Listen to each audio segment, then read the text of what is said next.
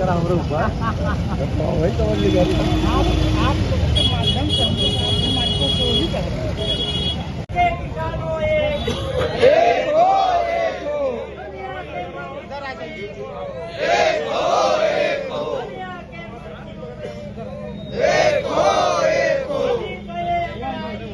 आगे और लड़ाई है, आगे और लड़ाई है, लड़ाएंगे तुमसे, कदम कदम पर, लड़ाएंगे तुमसे, कदम कदम पर, लड़ाएंगे तुमसे, कदम कदम पर, लड़ाएंगे तुमसे। कदम कदम पर। देखिए, दिल्ली में जो भारतीय जनता पार्टी की सरकार है, वो जब से इस सरकार में आई है तब से बाबा साहब के बनाए हुए संविधान को और लोकतंत्र को, लोकतांत्रिक संस्थाओं को और व्यवस्थाओं को समाप्त करना चाहती है। भारतीय जनता पार्टी ये चाहती है कि इस देश में न लोकतंत्र रहे, न संविधान रहे, न विपक्ष रहे। क्या बिना किसी विपक्ष के आप लोकतंत्र की कल्पना कर सकते हैं?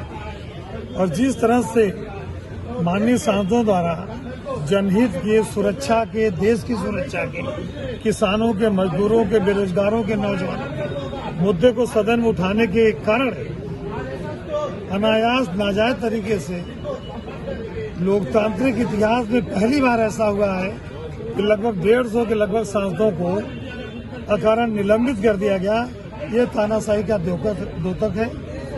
इसी बात का विरोध करने के लिए समाजवादी पार्टी के राष्ट्रीय अध्यक्ष माननीय अखिलेश यादव जी के निर्देश पर पूरे उत्तर प्रदेश और देश के अंदर भी इंडिया गठबंधन के लोग ज्ञापन धरना दे रहे हैं और जिलाधिकारी के माध्यम से महामहिम राष्ट्रपति को ज्ञापन देकर इस देश में संविधान को बचाए रखने की, लोकतंत्र को कायम रखने की गुजारिश करने का काम करेंगे। अच्छा, कुछ दिन पहले कुछ छात्र स्मोक बम लेके संसद भवन में घुस गए थे, क्या लगता है कहाँ तक ये सही था? यही तो बात थी, यही तो माननीय विपक्ष के सांसदों ने सरकार से कहा कि माननीय गृह मंत्री जी, सदन के अंदर आप बयान दीजिए, कैसी घटना थी, क्यों हुई, कैसे हुई, किसकी कमी थी, उस पर कार्रवाई होनी चाहिए। माननीय गृह मंत्री जी इस बात का सदन में बयान नहीं देना चाहते, रहीं से तो शुरुआत हुई सांसदों के निलंबन की।